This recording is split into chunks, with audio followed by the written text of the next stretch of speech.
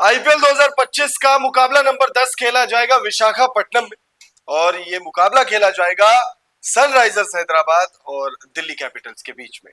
एक तरफ दिल्ली कैपिटल्स जो शानदार प्रदर्शन अब तक रहा है टीम का, वो टीम है, तो वहीं दूसरी तरफ सनराइजर्स हैदराबाद जो अपने पहले मुकाबले में एकदम अर्श तक पहुंच गई और फिर दूसरे मुकाबले में फर्श पर आ गई। तो ये मुकाबला काफी रोमांचक होगा, लेकिन मैच की बात नहीं करेंगे हम बात करेंगे फैंटेसी टीम की। वो 11 नाम जो आपको मालामाल कर सकते हैं, आपको फैंटेसी पॉइंट्स काफी सारे जिता कर दे सकते हैं, उन 11 नामों की चर्चा होगी और ऐसे कुल 4 टीमों पर हम चर्चा करेंगे। लेकिन फैंटेसी टीम हम आपको बताएं उससे पहले जो चीजें अनिवार्य है जाननी, वो उन चीजों पर भी बात करेंगे। तो वीडियो आप एंड तक जरूर देखिएगा। वीडियो पसंद आए तो इसे लाइक भी जरूर कर लीजिएगा। मैं हूं आपके साथ अजय और मेरे साथ है मेरी सहयोगी रिजु रॉय। तो अब हम सीधा बात कर लेते हैं विशाखापट्टनम की पिच रिपोर्ट के बारे में। यहाँ है अक्षर पटेल और यहाँ है पैट कमिंस जो सनराइजर्स हैदराबाद को लीड कर रहे हैं और दिल्ली कैपिटल्स अपना पहला मुकाबला जीत कर आ रही है। सनराइजर्स हैदराबाद ने 2 मुकाबले खेल लिए हैं जिसमें एक में जीत हासिल की है और एक में उसे हार का सामना करना पड़ा है। वहीं Delhi Capitals Lucknow super giants से जीत कर आ रही है और लखनऊ सुपर जायंट्स ने सनराइजर्स हैदराबाद को हरा दिया है। तो ये तो बहुत ज्यादा रोमांचक होने वाला है मैच। अब पिच की बात करें तो doctor YS. Rajasekhara Reddy ACA VDC cricket stadium के पिच पर पारंपरिक रूप से बल्लेबाजों को फायदा मिलता रहा है।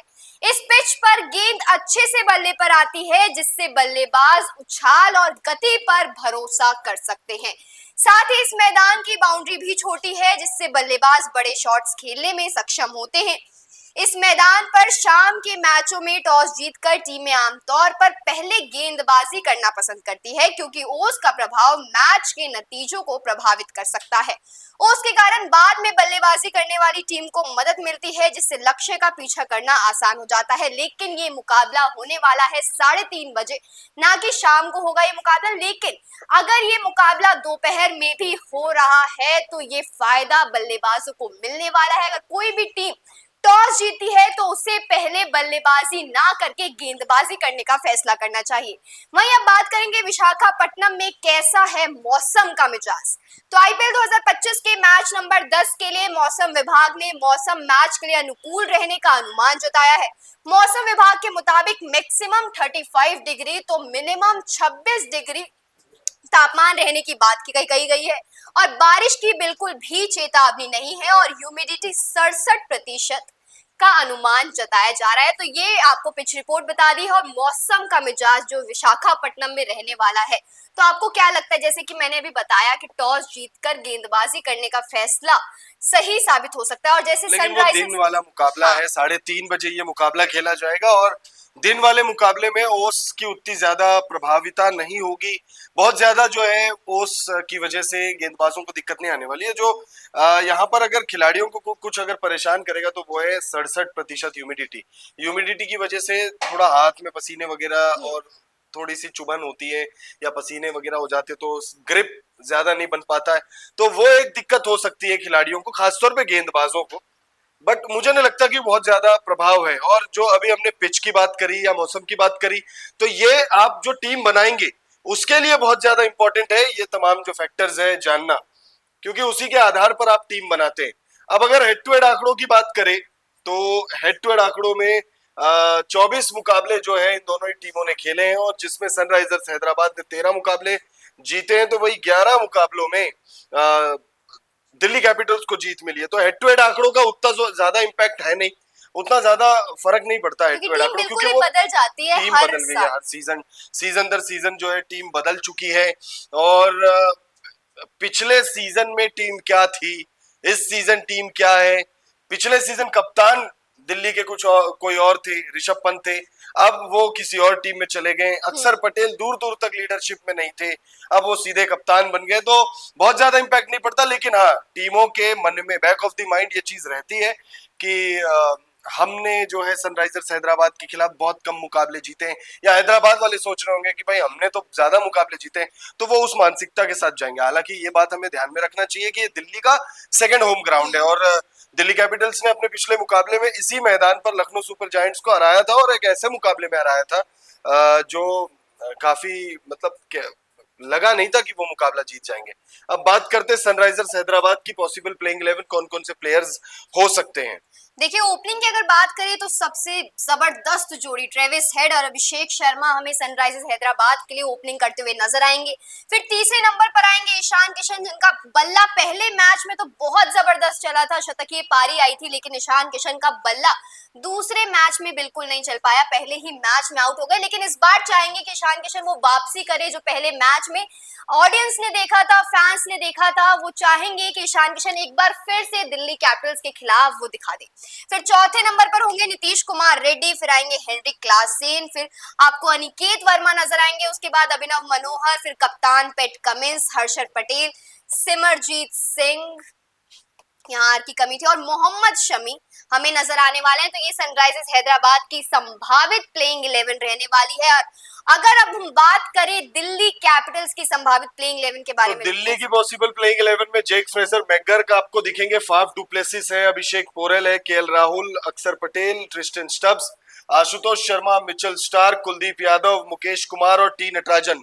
अगर केएल राहुल की बात करें तो केएल राहुल अभी हाल ही में पिता बने, पिछले मुकाबले में वो नहीं खेल पाए थे। इस मुकाबले में उम्मीद है कि वो टीम के साथ जुड़ जाएंगे, और टीम के साथ जब वो जुड़ जाएंगे तो निश्चित तौर पर टीम की जो मजबूती है और ज्यादा बढ़ जाएगी। बिना केएल राहुल टीम ने पिछले मुकाबले में अच्छी बल्लेबाजी की थी, और इस मुकाबले में केएल राहुल के आने से टीम को और ज्यादा। बात कही थी कि सनराइजर्स हैदराबाद ने अपना पहला मुकाबला जीता, ठीक है, और एलएसजी को डीसी ने हरा दिया, ठीक है।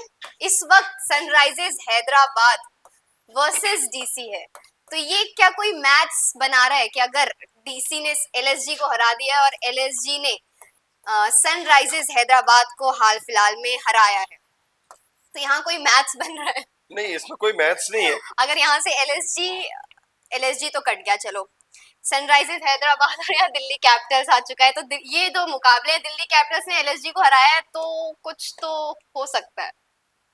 ये एक चीज जो हुआ है, जो दर्शक भी बोलेंगे ये खिचड़ी बन गई है, ऐसा कुछ होगा नहीं। देखिए, एलएसजी अलग टीम है, डीसी अलग टीम है, सनराइजर्स हैदराबाद अलग टीम है। और अगर सनराइजर्स हैदराबाद को जैसे दिल्ली ने एलएसजी को हराया, वो दिन अलग था, वो पिच अलग था, वो मिजाज अलग था। सनराइजर्स हैदराबाद और अब दिल्ली भिड़ेगी, तो यू नेवर, जैसे उस मैच में आशुतोष शर्मा ने शानदार बल्लेबाजी की थी, इस मुकाबले में हो सकता है आशुतोष शर्मा की बैटिंग ही ना आए। मैं दर्शक से पूछना चाहूंगी, मैच आपको कुछ लग रहा है कि मैच हो रहा है यहाँ पे? बिल्कुल। आगे अगर हम बात करें तो सबसे पहले हम पहली फैंटेसी टीम की तरफ आ जाते हैं। पहली fantasy team, match number 10, wicket keeper हमने 3 रखे हैं, ईशान किशन, केएल राहुल और हेनरिक क्लासेन, जिसमें कप्तान हमने ईशान किशन को बनाया है।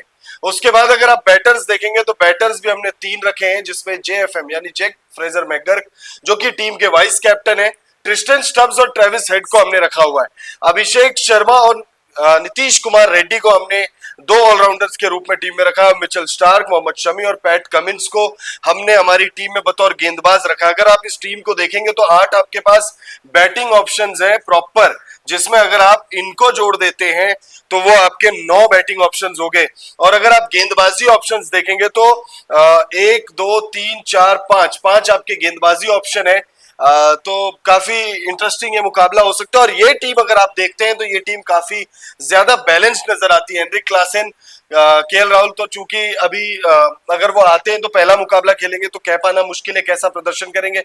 ईशान किशन पहले मैच में 100 बनाए और अगले मैच में 0 पर आउट हो गए, तो इस मुकाबले में हो सकता है कि एक बड़ी पारी खेले, और काफी ज्यादा निराश नजर आ रहे थे दूसरे मुकाबले में जब 0 पर आउट हो गए थे। ट्रिस्टन स्टब्स और जेक फ्रेजर मैकगर्क जो है, ये दोनों ही युवा बल्लेबाज है और इन दोनों से टीम को बहुत ज्यादा उम्मीदें होंगी। वाइस कैप्टन इनको इसीलिए बनाया है क्योंकि ये फाफ डुप्लेसिस के साथ मिलकर बहुत तेज गति से रन बनाएंगे।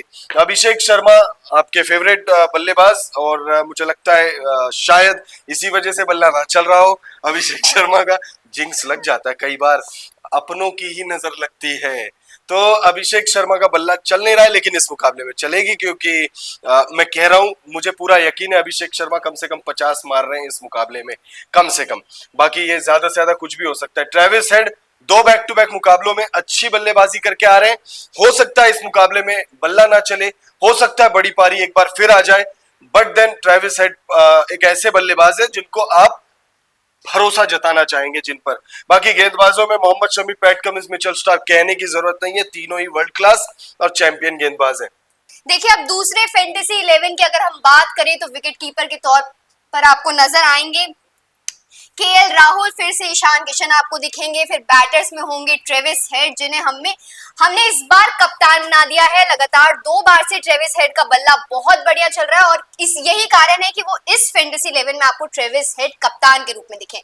फिर फेफ डुप्लेसी को रखा है वाइस कैप्टन के तौर पर, आपको स्टब्स नजर आएंगे। फिर जेएफएम है बैटर्स के तौर पर। फिर ऑलराउंडर में अगर नजर डाले ऑलराउंडर पर, तो अक्षर पटेल है दिल्ली कैपिटल्स के कप्तान। फिर अभिषेक शर्मा है, कुमार नीतीश रेड्डी है, बॉलर्स में है स्टार्क और पैट कमिंस। तो ये है हमारी दूसरी फैंटेसी 11, जिसमें हमने कप्तान बनाया है ट्रेविस हेड को और वाइस कैप्टन है स्टब्स। ऑलराउंडर की अगर हम बात करें तो अभिषेक शर्मा, अभी कुछ हाल फिलहाल में इनका बल्ला नहीं चला है, लेकिन अभिषेक शर्मा एक ऐसे खिलाड़ी है जिनसे उम्मीद तो रहती है। अगर ये एसआरएच में है, अभिषेक शर्मा और ट्रेविस हेड की जोड़ी बहुत बढ़िया ओपनिंग जोड़ी है और इसलिए ये है हमारी दूसरी फैंटेसी 11। अब अगर हम तीसरी फैंटेसी टीम की बात करें तो इधर ईशान किशन इकलौते विकेट कीपर।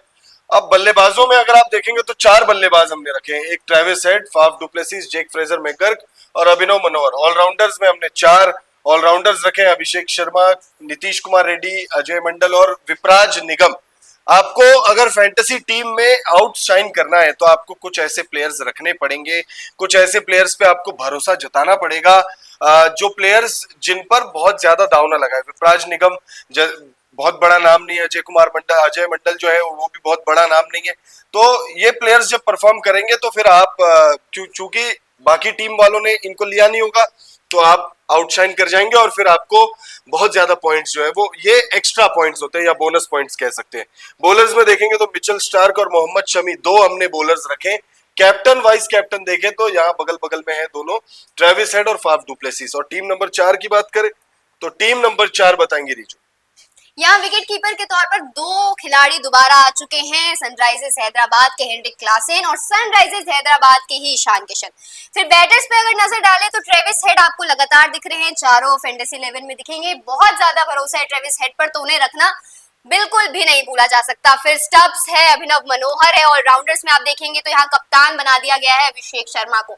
आपको ट्रेविस हेड 2 बार से कप्तान दिख रहे थे, लेकिन अब उनके जोड़ीदार अभिषेक शर्मा को कप्तान बना दिया गया है आखिरी वाले फैंटेसी 11 पर। फिर ऑलराउंडर्स की बात करें तो अभिषेक शर्मा है जो कप्तान है इस वाले फैंटेसी 11 के लिए।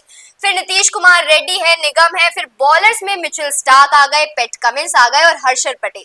तो ये है चौथी फैंटेसी 11, आखिरी फैंटेसी 11 जो है आपके लिए हम लेके आए हैं। ये चारों फैंटेसी 11 में से आपको कौन सी सबसे बढ़िया लगी हमें कमेंट बॉक्स में जरूर बताएं। और ऐसा कोई खिलाड़ी जो आपके मन में है, जो आपको लगता है कि ये ज्यादा पॉइंट्स कमा के दे सकता है और इधर आपको वो चेहरा नहीं दिखाई दिया है, तो वो नाम भी कमेंट बॉक्स में बताना ना भूले।